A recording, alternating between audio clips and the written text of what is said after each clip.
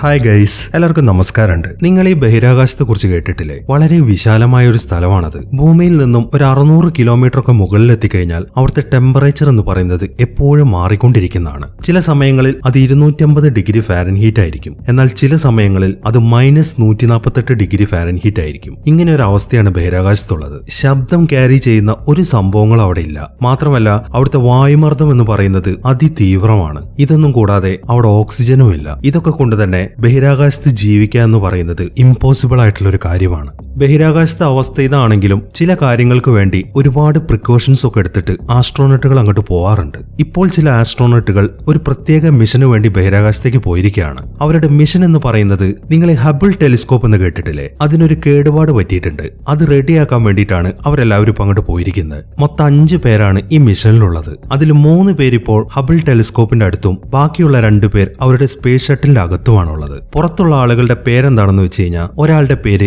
Kowalski എന്നാണ്. ഇയാളാണ് ഈ മിഷന്റെ കമാൻഡർ. പുള്ളി ഇപ്പോ സ്പേസ് വാക്കിംഗ് നടത്തിക്കൊണ്ടിരിക്കുകയാണ്. ഇതിനു മുമ്പ് ഒരാൾ സ്പേസ് വാക്ക് നടത്തി റെക്കോർഡ് ഇട്ടിട്ടുണ്ട്. ആ റെക്കോർഡ് പൊട്ടിക്കാനുള്ള ശ്രമങ്ങളാണ് ഈ കോവാൽസ്കി നടത്തിക്കൊണ്ടിരിക്കുന്നത്. രണ്ടാമത്തെ വ്യക്തിയുടെ പേര് ഷെരീഫ് എന്നാണ്. അവൻ അവിടെ നിന്ന് ചുമ്മാ ഡാൻസ് കളിച്ചുകൊണ്ട് നിൽക്കുകയാണ്. മൂന്നാമത്തെ ആളാണ് റയാൻ. അവളാണ് ഹബിൾ ടെലിസ്കോപ്പിൽ ആ പ്രശ്നങ്ങളൊക്കെ റെഡിയാക്കിക്കൊണ്ടിരിക്കുന്നത്. അങ്ങനെ കുറെ നേരത്തെ സ്പേസ് വാക്കിംഗ് ഒക്കെ നടത്തിയതിനു ശേഷം കോവാൽസ്കി ഇപ്പോ റയാന്റെ അടുത്തേക്ക് പോയിരിക്കുകയാണ്. അതിനുശേഷം അവർ 2 പേരും കൂടെ ചേർന്നിട്ട് അവിടെ നിന്ന് പണിയാൻ തുടങ്ങി. ഈ സമയത്താണ് കൺട്രോൾ റൂമിൽ നിന്നും അവർക്കൊരു മെസ്സേജ് വരുന്നത്. അതായത് റഷ്യയുടെ ഒരു സാറ്റലൈറ്റ് ഒരു മിസൈലുമായിട്ട് കൂട്ടിയിടിച്ചിട്ടുണ്ട്. അതിന്റെ അവശിഷ്ടങ്ങളൊക്കെ 20,000 km/h വേഗതയിൽ ഭൂമിയെ ഭ്രമണം ചെയ്തുകൊണ്ടിരിക്കുകയാണ്. ഈ അവശിഷ്ടങ്ങളെ ഡിബ്രിസുകൾ എന്നാണ് പറയുന്നത്. അത് ഓർത്തിട്ട് നിങ്ങൾ ടെൻഷനൊന്നും അടിക്കേണ്ട. ആ ഡിബ്രിസുകളുടെ സഞ്ചാരപഥം നിങ്ങളുടെ അടുത്തുകൂടെയല്ല. ഇനി അതിലെന്തെങ്കിലും മാറ്റം വരികയാണെങ്കിൽ ഞാൻ നിങ്ങളെ ഉടനെ തന്നെ അറിയിച്ചോളാം എന്നൊക്കെയാണ് കൺട്രോൾ റൂമിൽ നിന്ന് പറയുന്നത്. അതെല്ലാം കേൾക്കുമ്പോൾ വളരെ സമാധാനത്തോടെ തന്നെ അവരവരുടെ വർക്ക് കണ്ടിന്യൂ ചെയ്തുകൊണ്ടിരിക്കുകയാണ്. ഈ സമയവും ഷെരീഫ് ആണെങ്കിൽ ഒരു ടെൻഷനും ഇല്ലാതെ അവിടെ നിന്ന് ഡാൻസ് കളിച്ചുകൊണ്ടിരിക്കുകയാണ്. അങ്ങനെ കുറച്ച് സമയങ്ങൾ കൂടെ കഴിയുമ്പോഴാണ് അവർക്ക് വീണ്ടും ഒരു മെസ്സേജ് വരുന്നത്. അതായത് ആ ഡിബ്രിസുകൾക്കൊക്കെ ഒരു ചെറിയ റിയാക്ഷൻ സംഭവിച്ചിട്ടുണ്ട്. അതെല്ലാം ബാക്കിയുള്ള സാറ്റലൈറ്റുകളിലും കൂടെ ചെന്ന് ഇടിച്ചിരിക്കുകയാണ്. അങ്ങനെ ഡിബ്രിസുകളുടെ എണ്ണം കൂടി അതെല്ലാം ഒരു വെടിയുണ്ട പോലെ നിങ്ങളുടെ പാതയിലൂടെയാണ് കടന്നു വരുന്നത്. അതുകൊണ്ട് എത്രയും പെട്ടെന്ന് നിങ്ങളുടെ മിഷനൊക്കെ സ്റ്റോപ്പ് ചെയ്തിട്ട് തിരിച്ചു വരേണ്ടതാണ്. ഇതെല്ലാം റഷ്യ മനഃപൂർവ്വം ചെയ്തതാണ് എന്നൊക്കെയാണ് കൺട്രോൾ റൂമിൽ നിന്ന് പറയുന്നത്. അത് കേട്ട ഉടനെ തന്നെ അവരവിടെ നിന്ന് തിരിച്ചിറങ്ങാനുള്ള ശ്രമങ്ങളൊക്കെ ആരംഭിച്ചിട്ടുണ്ട്. കോവാൽസ്കി വേഗം ചെന്നിട്ട് ഹബിൾ ടെലിസ്കോപ്പിനെ അവിടെ നിന്നും വേർപെടുത്തുകയാണ്. ഈ സമയത്താണ് ആ ഡിബ്രിസുകളൊക്കെ വളരെ വേഗത്തിൽ അങ്ങോട്ട് വരുന്നത്. വന്ന ഉടനെ തന്നെ അത് ആദ്യം ഇടിച്ചു തെറിപ്പിക്കുന്നത് ആ ഷെരീഫിനെയാണ്. അതിനുശേഷം ബാക്കിയുള്ളതൊക്കെ അവിടെയുള്ള മുഴുവൻ സാധനങ്ങളിലും വന്ന് ഇടിക്കാൻ തുടങ്ങി. അതെല്ലാം തകർന്നു പോയിക്കൊണ്ടിരിക്കുകയാണ്. അതിൽപ്പെട്ട് അവർ 3 പേരും 3 വഴിക്കാണ് തെറിച്ചു പോകുന്നത്. റയാനാണെങ്കിൽ ഇപ്പോഴങ്ങ് ദൂരെ എത്തിയിട്ടുണ്ട്. അവളുടെ സ്പേസ് സ്യൂട്ടിൽ ബൂസ്റ്ററുകളൊന്നുമില്ല. അതുകൊണ്ട് തന്നെ അവൾക്കിനി എന്താണ് ചെയ്യേണ്ടത് എന്ന കാര്യങ്ങളൊന്നും മനസ്സിലാവുന്നില്ല. അവളിങ്ങനെ അവിടെ ചുറ്റിക്കറങ്ങിക്കൊണ്ടിരിക്കുകയാണ്. മാത്രമല്ല നല്ല വെപ്രാളത്തിലായതുകൊണ്ട് തന്നെ അവൾക്ക് ശ്വാസം എടുക്കാനും ബുദ്ധിമുട്ടുണ്ട്. വെപ്രാളത്തിൽ ശ്വാസം വലിക്കുന്ന കാരണം ആ സ്യൂട്ടിനകത്തെ ഓക്സിജന്റെ അളവൊക്കെ കുറഞ്ഞുകൊണ്ടിരിക്കുകയാണ്. ഇനി ആകെ 6% ഓക്സിജൻ മാത്രമേ ബാക്കിയുള്ളൂ. ഈ സമയത്താണ് കോവാൽസ്കി അങ്ങോട്ട് വരുന്നത്. അയാൾ ഇരിക്കുന്ന ആ ചെയറിൽ ബൂസ്റ്ററുകളുണ്ട്. പെട്ടെന്ന് തന്നെ അയാൾ അങ്ങോട്ട് വന്നിട്ട് അവളെ പിടിക്കുകയാണ്. അതിനുശേഷം അവളെയും കെട്ടിവലിച്ച് മുന്നോട്ട് പോകാൻ തുടങ്ങി. ഇനിയിപ്പോൾ അവർക്ക് കണ്ടെത്തേണ്ടത് ഷെരീഫിനെയാണ്. കുറെ നേരം സെർച്ച് ചെയ്ത് കഴിയുമ്പോൾ ഷെരീഫ് അങ്ങ് ദൂരെ കിടക്കുന്നതാണ് അവർ കാണുന്നത്. അവർ വേഗം തന്നെ ഷെരീഫിന്റെ അടുത്തേക്ക് പോകാൻ തുടങ്ങി. പക്ഷെ അവന്റെ അടുത്ത് എത്തിക്കഴിയുമ്പോഴാണ് ആ ഞെട്ടിക്കുന്ന കാഴ്ച അവർ കാണുന്നത്. ഷെരീഫ് ഇപ്പൊ മരിച്ചു പോയിട്ടുണ്ട്. ആ ഡിബ്രിസ് വന്ന് ഇടിച്ചിരിക്കുന്നത് അവന്റെ മുഖത്താണ്. അതൊക്കെ കണ്ട് അവളാണെങ്കിൽ ആകെ സങ്കടപ്പെട്ട് നിൽക്കുകയാണ്. അങ്ങനെ അവർ ഷെരീഫിനെയും കൂട്ടി വേഗം ചെല്ലുന്നത് അവരുടെ സ്പേസ് ഷട്ടിലിന്റെ അടുത്തേക്കാണ്. അവിടുത്തെ കാഴ്ചയും അവരെ ശരിക്കും ഞെട്ടിച്ചു കളഞ്ഞു. ആ സ്പേസ് ഷട്ടിലും മൊത്തത്തിൽ തകർന്നിട്ടുണ്ട്. അതിനകത്തുണ്ടായിരുന്ന 2 ആളുകളും ഫ്രീസ് ആയി പോയിരിക്കുകയാണ്. മാത്രമല്ല ഇനിയിപ്പോൾ അവർക്ക് ആ സ്പേസ് ഷട്ടിൽ തിരിച്ചു പോകാനും സാധിക്കത്തില്ല. ഇനി അവരുടെ മുന്നിലുള്ള ഏക വഴി എന്ന് പറയുന്നത് ഇന്റർനാഷണൽ സ്പേസ് സ്റ്റേഷൻ ആണ്. അതിനകത്ത് 2 എസ്കേപ്പ് പോഡുകളുണ്ട്. അത് വെച്ചിട്ട് ഭൂമിയിലേക്ക് പോകാനാണ് അവർ തീരുമാനിച്ചിരിക്കുന്നത്. എന്നാൽ ഈ സ്പേസ് സ്റ്റേഷൻ എന്ന് പറയുന്നത് അങ്ങ് ദൂരെയാണ് നിൽക്കുന്നത്. കുറെ നേരത്തെ യാത്രയുണ്ട് അങ്ങോട്ട്. എങ്കിലും മറ്റൊരു നിവൃത്തിയും ഇല്ലാത്തതുകൊണ്ട് അവർ വേഗം തന്നെ ഇന്റർനാഷണൽ സ്പേസ് സ്റ്റേഷന്റെ അടുത്തേക്ക് പോവാണ്.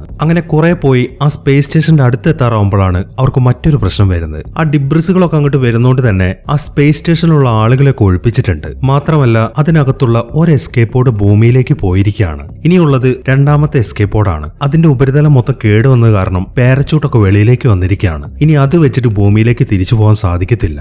ഇതൊന്നും കൂടാതെ ഒരുപാട് നേരം സ്പേസ് വാക്കിംഗ് നടത്തിയത് കാരണം അയാളുടെ ആ സ്യൂട്ടിലുള്ള പ്രഷറൊക്കെ തീരാറായിട്ടുണ്ട്. ഇനി 1 2 തള്ളലിന് മാത്രമുള്ള പ്രഷർ അതിൽ ബാക്കിയുള്ളൂ. ഈ ഒരു അവസരത്തിൽ അയാൾ ആ പ്രഷർ ഉപയോഗിച്ചിട്ട് വളരെ വേഗത്തിൽ ഇന്റർനാഷണൽ സ്പേസ് സ്റ്റേഷന്റെ അടുത്തേക്ക് പോവാണ്. നല്ല വേഗതയിലാണ് അവർ അതിന്റെ അടുത്തേക്ക് ചെല്ലുന്നത്. അതുകൊണ്ട് തന്നെ അവരുടെ കൺട്രോൾ മൊത്തം പോയിരിക്കുകയാണ്. രക്ഷപ്പെടണമെന്നുണ്ടെങ്കിൽ എങ്ങനെയെങ്കിലും സ്പേസ് സ്റ്റേഷന്റെ ഏതെങ്കിലും ഭാഗത്ത് അവർക്ക് പിടിക്കണം. അതിനുള്ള ശ്രമങ്ങളാണ് അവർ നടത്തിക്കൊണ്ടിരിക്കുന്നത്. അതിനിടയിലാണ് അവരെ തമ്മിൽ കണക്ട് ചെയ്ത ആ റോപ്പ് പൊട്ടിപ്പോകുന്നത്. അവർ രണ്ടുപേരും ഇപ്പോൾ രണ്ട് ഭാഗത്തേക്കാണ് തെറിച്ചു വീണിരിക്കുന്നത്. റയാൻ ആണെങ്കിൽ സ്പേസിലേക്ക് തെറിച്ചു പോകേണ്ടതായിരുന്നു. പക്ഷെ ആ പാരച്യൂട്ടുകളുടെ വള്ളികളൊക്കെ അവിടെ തൂങ്ങിക്കിടക്കുന്നുണ്ട്. അവളുടെ ഭാഗ്യത്തിന് അവളുടെ കാലൊക്കെ ആ വള്ളികളിൽ ഉടക്കിയിരിക്കുകയാണ്. അങ്ങനെയാണ് അവൾ ഇപ്പോൾ അവിടെ പിടിച്ചു നിൽക്കുന്നത്. ഈ സമയത്താണ് കോവാൽസ്കി കറങ്ങി കറങ്ങി അതിലേ വരുന്നത്. അയാളുടെ ആ സൂട്ടിനകത്തെ പ്രഷറൊക്കെ തീർന്നിട്ടുണ്ട്. അതുകൊണ്ട് തന്നെ ഇനി അയാൾക്ക് ആ ത്രസ്റ്ററുകൾ ഉപയോഗിക്കാൻ സാധിക്കത്തില്ല. അയാളുടെ നിയന്ത്രണം വിട്ടു പോകുന്നത് കാണുമ്പോൾ റയാൻ കഷ്ടപ്പെട്ടിട്ട് അയാളുടെ ദേഹത്തുള്ള റോപ്പിൽ പിടിക്കുകയാണ്. ഇവിടെ വേറൊരു പ്രശ്നം എന്താണെന്ന് വെച്ച് കഴിഞ്ഞാൽ ഈ കോവാൽസ്കിയുടെ ഭാഗത്തേക്കാണ് തള്ളല് കൂടുതൽ വരുന്നത്. ആ പാരച്യൂട്ടുകളുടെ വള്ളിയിലാണ് അവളുടെ കാല് നിൽക്കുന്നത്. അവക്കതിൽ ഒരു കൺട്രോളും ഇല്ല. അതുകൊണ്ട് തന്നെ കോവാൽസ്കി അവളുടെ കയ്യിൽ പിടിക്കുന്നത് കാരണം ആ ഭാഗത്തേക്ക് അവൾ നീങ്ങിക്കൊണ്ടിരിക്കുകയാണ്. അധിക സമയം അയാൾ അവളുടെ കയ്യിൽ പിടിച്ചു കഴിഞ്ഞാൽ അവളുടെ കാലിൽ നിന്നും ആ വള്ളികളൊക്കെ വിട്ടുപോകാൻ സാധ്യതയുണ്ട്. അത് മനസ്സിലാക്കിയതുകൊണ്ട് അയാൾ കാര്യങ്ങളൊക്കെ അവളോട് പറയാൻ തുടങ്ങി. ഞാൻ അധിക സമയം ഇതിൽ പിടിച്ചു നിന്നാൽ ശരിയാവത്തില്ല. അതുകൊണ്ട് നീ എങ്ങനെയെങ്കിലും ഇന്റർനാഷണൽ സ്പേസ് സ്റ്റേഷന്റെ അകത്തേക്ക് കയറാൻ നോക്ക്. എന്നെ നീ നോക്കണ്ട, എന്നെ വിട്ടേക്കെന്നും പറഞ്ഞിട്ട് അയാൾ ആ റോപ്പ് ഡിസ്കണക്ട് ചെയ്യാണ്. അങ്ങനെ അയാൾ പതുക്കെ പതുക്കെ സ്പേസിലേക്ക് പോകാൻ തുടങ്ങി. റയാൻ ആണെങ്കിൽ ആ സ്പേസ് സ്റ്റേഷനിലേക്കും. അയാളെ രക്ഷിക്കാൻ പറ്റാത്തതുകൊണ്ട് തന്നെ അവൾക്ക് ശരിക്കും സങ്കടമുണ്ട്. അങ്ങനെ വളരെ കഷ്ടപ്പെട്ട് അവൾ ആ സ്പേസ് സ്റ്റേഷന്റെ ഒരു ഭാഗത്ത് പിടിച്ചിരിക്കുകയാണ്. കോവാൽസ്കി അവളെ വിട്ടുപോയെങ്കിലും അവർ തമ്മിലുള്ള കമ്മ്യൂണിക്കേഷൻ സിസ്റ്റം ഒന്നും കട്ടായിട്ടില്ല. ഈ സമയം അയാൾ അവളോട് ചില കാര്യങ്ങൾ പറയുന്നുണ്ട്. അതായത് അവളുടെ ആ സ്യൂട്ടിലുള്ള ഓക്സിജൻ ഒക്കെ തീർന്നിട്ടുണ്ട്. ഇപ്പോൾ അവൾ ശ്വസിച്ചുകൊണ്ടിരിക്കുന്നത് കാർബൺ ഡയോക്സൈഡ് ആണ്. അത് ശ്വസിച്ചുകൊണ്ടിരുന്നു കഴിഞ്ഞാൽ നിനക്ക് ബോധക്ഷയം ഉണ്ടാവാൻ സാധ്യതയുണ്ട്. അതുകൊണ്ട് എത്രയും പെട്ടെന്ന് നീ ആ സ്പേസ് സ്റ്റേഷന്റെ അകത്തേക്ക് കയറണം എന്നൊക്കെയാണ് അയാൾ പറയുന്നത്. മാത്രമല്ല അവിടെ കേടുവന്ന് കിടക്കുന്ന ഒരു എസ്കേപ്പ് പോഡ് ഉണ്ടല്ലോ, അത് വെച്ചിട്ട് ഭൂമിയിലേക്ക് പോകാൻ സാധിക്കത്തില്ല എന്നേ ഉള്ളൂ. പക്ഷെ അത് വെച്ചിട്ട് ചെറിയൊരു യാത്രയൊക്കെ നടത്താം.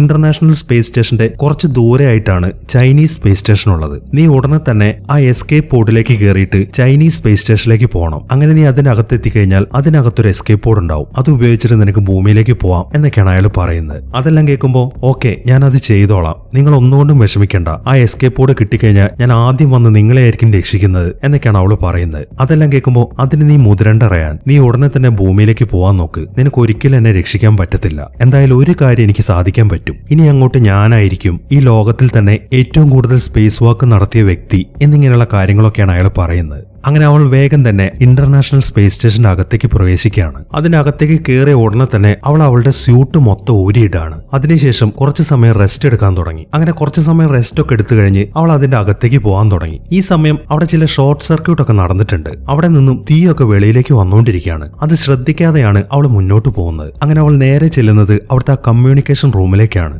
അതിനുശേഷം അവൾ കോവാൽസ്കിയെ വിളിക്കാൻ തുടങ്ങി. പക്ഷെ അവൾക്ക് എത്ര ശ്രമിച്ചിട്ടും കോവാൽസ്കിയുമായിട്ടുള്ള ഒരു കണക്ഷൻ കിട്ടുന്നില്ല. മാത്രമല്ല ഇപ്പോൾ അവൾക്ക് അയാളെ കാണാനും സാധിക്കുന്നില്ല. അതുകൊണ്ട് തന്നെ അവളാകെ വിഷമിച്ചിരിക്കുകയാണ്. പെട്ടെന്നാണ് അവിടെ ഒരു അലാറം അടിക്കുന്നത്. അവൾ നോക്കുമ്പോൾ അത് ഫയർ അലാമാണ്. അവിടെ മൊത്തം തീ പിടിച്ചിട്ടുണ്ട്. അവൾ അങ്ങോട്ട് ചെന്ന് നോക്കുമ്പോൾ ആ ഏരിയ മൊത്തം കത്തിക്കൊണ്ടിരിക്കുകയാണ്. അവൾ ആ തീ കെടുത്താനുള്ള ശ്രമങ്ങളൊക്കെ നടത്തുന്നുണ്ട്. പക്ഷെ തീ ഇങ്ങനെ കത്തുന്നത് കൂടിക്കൊണ്ടിരിക്കുകയാണ്. ഇനി അവിടെ നിന്ന് കഴിഞ്ഞാൽ പണിയാണ് എന്ന കാര്യം അവൾക്ക് മനസ്സിലായി. അതുകൊണ്ട് തന്നെ അവൾ വേഗം തന്നെ ആ എസ്കേപ്പ് പോഡിന്റെ അടുത്തേക്കാണ് ചെല്ലുന്നത്. അപ്പോഴേക്കും അവിടെ മൊത്തത്തിൽ തീ കത്തി പിടിച്ചിട്ടുണ്ട്. അത് അവളുടെ ശരീരത്തിലേക്ക് വരുന്നതിന് മുമ്പ് തന്നെ അവൾ ആ എസ്കേപ്പ് പോഡിന്റെ അകത്തേക്ക് കയറി വാതിലടയ്ക്കുന്നു. അങ്ങനെ പെട്ടെന്ന് തന്നെ അവൾ ആ എസ്കേപ്പ് പോഡ് അതിൽ നിന്ന് വേർപെടുത്തുകയാണ്. പക്ഷെ അതിങ്ങനെ മുന്നോട്ട് പോയിക്കൊണ്ടിരിക്കുമ്പോഴാണ് മറ്റൊരു പ്രശ്നമൊക്കെ വരുന്നത്. അതിന്റെ പാരച്യൂട്ടൊക്കെ പുറത്തേക്ക് വന്നിട്ടുണ്ടല്ലോ, അത് ആ സ്പേസ് സ്റ്റേഷനിൽ ഉടക്കി കിടക്കുകയാണ്. അതുകൊണ്ട് തന്നെ അവൾക്ക് മുന്നോട്ട് പോകാൻ സാധിക്കുന്നില്ല. അതിന്റെ കൺട്രോൾ വിട്ട് അവളുടെ ആ എസ്കേപ്പ് പോഡ് ആ സ്പേസ് സ്റ്റേഷന് ചുറ്റും കറങ്ങാൻ തുടങ്ങി. അവളാണെങ്കിൽ വളരെ കഷ്ടപ്പെട്ട് അതൊക്കെ സ്റ്റേബിൾ ആക്കാൻ ശ്രമിച്ചുകൊണ്ടിരിക്കുകയാണ്. കുറെ നേരത്തെ ശ്രമത്തിന് ശേഷം അവൾ ആ എസ്കേപ്പ് പോഡ് സ്റ്റേബിൾ ആക്കുന്നു. പക്ഷെ ആ പാരച്യൂട്ട് ഉടക്കി കിടക്കുന്നത് കാരണം അവൾക്ക് അതും കൊണ്ട് അവിടെ നിന്ന് പോകാൻ സാധിക്കുന്നില്ല. അങ്ങനെ അവൾ വേഗം തന്നെ ആ എസ്കേപ്പ് പോഡിൽ നിന്ന് പുറത്തേക്ക് ഇറങ്ങാണ്. ഇനിയിപ്പോൾ അവളുടെ മുന്നിലാകെ ഒരൊറ്റ വഴിയുള്ളൂ, ആ പാരച്യൂട്ടുമായിട്ടുള്ള കണക്ഷൻ കട്ട് ചെയ്യണം. എങ്കിൽ മാത്രമേ അവൾക്ക് അതും കൊണ്ട് അവിടെ നിന്ന് പോകാൻ സാധിക്കത്തുള്ളൂ. അതിനുള്ള ശ്രമങ്ങളാണ് അവൾ നടത്തിക്കൊണ്ടിരിക്കുന്നത്. പക്ഷെ ഈ സമയത്താണ് കുറെ ഡിബ്രിസുകൾ അങ്ങോട്ട് വരുന്നത്. അതെല്ലാം കൂട്ടത്തോടെ വന്നിട്ട് ആ സ്പേസ് സ്റ്റേഷനിൽ വന്ന് ഇടിക്കാൻ തുടങ്ങി. ആ ഇടിയുടെ ആഘാതത്തിൽ ഇന്റർനാഷണൽ സ്പേസ് സ്റ്റേഷൻ മൊത്തത്തിൽ തകർന്നു പോകുന്നുണ്ട്. അവളുടെ ആ എസ്കേപ്പ് പോഡ് ആണെങ്കിൽ അവിടെ നിന്ന് ചുറ്റി കറങ്ങിക്കൊണ്ടിരിക്കുകയാണ്. അവളാണെങ്കിൽ പിടുത്തം വിടാതെ അതിൽ മുറുകെ പിടിച്ചിരിക്കുകയാണ്. അങ്ങനെ കുറച്ച് സമയത്ത് ഇടിക്കൊക്കെ ശേഷം ഇന്റർനാഷണൽ സ്പേസ് സ്റ്റേഷൻ പൂർണ്ണമായിട്ടും തകർന്നിട്ടുണ്ട്. മാത്രമല്ല ആ പാരച്യൂട്ട് ഇപ്പോ അവളുടെ ആ എസ്കേപ്പ് പോഡിൽ നിന്ന് വിടുകയും ചെയ്തിട്ടുണ്ട്. അതെല്ലാം ദൂരേക്ക് പോയിക്കൊണ്ടിരിക്കുകയാണ്. ഇനിയിപ്പോ അവൾക്ക് ആ പോഡ് ഉപയോഗിച്ചിട്ട് അവിടെ നിന്ന് പോകാൻ സാധിക്കും. അവൾ വേഗം തന്നെ ആ പോഡിന്റെ അകത്തേക്ക് കയറിയിട്ട് ചൈനീസ് സ്പേസ് സ്റ്റേഷനിലേക്ക് പോവാണ്. അങ്ങനെ കുറെ നേരം യാത്ര ചെയ്ത് കഴിയുമ്പോഴാണ് അവൾക്ക് വീണ്ടും ഒരു പ്രശ്നം കൂടെ വരുന്നത്. അതിനകത്തെ മുഴുവൻ ഫ്യൂലും തീർന്നിട്ടുണ്ട്. അതിപ്പോ നടുവഴിയിൽ സ്റ്റക്കായിട്ട് നിൽക്കുകയാണ്. എന്താണ് ചെയ്യേണ്ടത് എന്ന് അവൾക്ക് ഒരു എത്തും പിടിയും കിട്ടുന്നില്ല. അവൾ ഭൂമിയിലേക്ക് കോണ്ടാക്ട് ചെയ്യാനൊക്കെ ശ്രമിക്കുന്നുണ്ട്. പക്ഷെ ഒരു കണക്ഷനും ഭൂമി ഭൂമിയിലേക്ക് പോകുന്നില്ല. അവൾ അവിടെ കിടന്ന് മരിക്കാൻ പോവാണ് എന്ന കാര്യം അവൾക്ക് ഏകദേശം തീർച്ചയായിട്ടുണ്ട്. അങ്ങനെ അവൾ ഓരോന്നൊക്കെ ആലോചിച്ച് അവിടെ കിടക്കുമ്പോഴാണ് പെട്ടെന്ന് കോവാൽസ്കി അങ്ങോട്ട് വരുന്നത്. അവൾ വേഗം തന്നെ ആ ഡോറൊക്കെ തുറന്നു കൊടുക്കുന്നു. അയാൾ തിരിച്ചു വന്നത് കണ്ട് അവളാണെങ്കിൽ അത്ഭുതപ്പെട്ടിരിക്കുകയാണ്. നിങ്ങൾ എങ്ങനെയാണ് രക്ഷപ്പെട്ടത്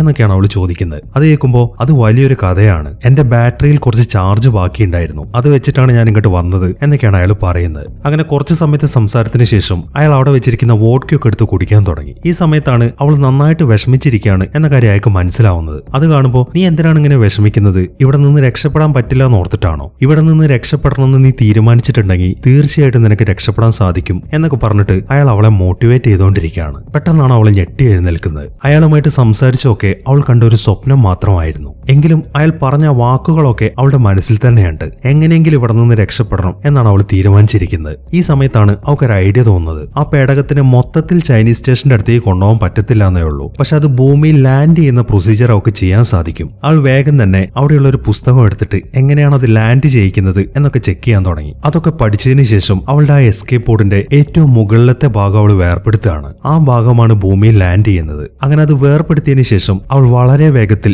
ചൈനീസ് സ്പേസ് സ്റ്റേഷന്റെ അടുത്തേക്ക് പോകാൻ തുടങ്ങി. ഈ സമയം അവൾ ഒരു ഫയർ എക്സ്റ്റിംഗ്വിഷർ ഒക്കെ കയ്യിലെടുത്തിട്ടുണ്ട്. അങ്ങനെ ആ ചൈനീസ് സ്റ്റേഷന്റെ ഏകദേശം അടുത്തെത്തുമ്പോൾ അവൾ വേഗം വാതിൽ തുറക്കുകയാണ്. അതോടൊപ്പം തന്നെ അവൾ പുറത്തേക്ക് തെറിച്ചു വീഴുകയും ചെയ്യുന്നു. അങ്ങനെ അവൾ ആ ഫയർ എക്സ്റ്റിംഗ്വിഷർ വെച്ചിട്ട് അവളുടെ ആ മൂവ്മെന്റ്സ് ഒക്കെ കൺട്രോൾ ചെയ്യാൻ തുടങ്ങി. അങ്ങനെ കുറച്ച് സമയത്തെ ശ്രമത്തിന് ശേഷം അവൾ നേരെ ആ ചൈനീസ് സ്പേസ് സ്റ്റേഷനിലെത്തി. വളരെ കഷ്ടപ്പെട്ടിട്ടാണ് അവൾക്ക് അതിലൊരു പിടുത്തം കിട്ടുന്നത്. അങ്ങനെ അവൾ വേഗം തന്നെ അതിനകത്തേക്ക് കയറാനുള്ള ശ്രമങ്ങളൊക്കെ ആരംഭിച്ചിട്ടുണ്ട്. ഈ സമയമാകുമ്പോഴേക്കും കുറെ ഡിബ്രിസുകളൊക്കെ അങ്ങോട്ട് വരാൻ തുടങ്ങി. അതെല്ലാം വന്നിട്ട് ആ സ്റ്റേഷനിലിട്ട് ഇടിച്ചുകൊണ്ടിരിക്കുകയാണ്. അതിനിടയിൽ അവൾ വേഗം തന്നെ അതിന്റെ അകത്തേക്ക് കയറിയിട്ട് ആ എസ്കേപ്പ് പോഡിന്റെ ഉള്ളിലേക്ക് കയറുന്നു. ഈ സമയം കൂടുതൽ ഡിബ്രിസുകൾ വന്ന് അങ്ങോട്ട് ഇടിക്കുന്നുണ്ട്. അതിനിടയിൽ അവൾ വേഗം ആ എസ്കേപ്പ് പോഡ് വേർപെടുത്തുകയാണ്. അങ്ങനെ വളരെ വേഗത്തിൽ അത് ഭൂമിയിലേക്ക് കുതിക്കാൻ തുടങ്ങി. അവളുടെ ആ പോഡ് മാത്രമല്ല, ആ സ്പേസ് സ്റ്റേഷന്റെ പല ഭാഗങ്ങളും നേരെ ഭൂമിയുടെ അന്തരീക്ഷത്തിലേക്ക് തന്നെയാണ് വരുന്നത്. അങ്ങനെ ഭൂമിയിലേക്ക് എത്താറാവുമ്പോൾ അവൾ പെട്ടെന്ന് തന്നെ ആ ലാൻഡിംഗ് മൊഡ്യൂൾ വേർപെടുത്തുകയാണ്. അതിപ്പോ വളരെ വേഗത്തിൽ ഭൂമിയിലേക്ക് പോകാൻ തുടങ്ങി. അങ്ങനെ പെട്ടെന്ന് തന്നെ അവൾ ആ പാരച്യൂട്ടൊക്കെ ഓപ്പൺ ആക്കുന്നു. അങ്ങനെ കുറച്ച് സമയത്തെ യാത്രയ്ക്ക് ശേഷം നേരെ വെള്ളത്തിലേക്കാണ് ആ പോഡ് ചെന്ന് വീഴുന്നത്.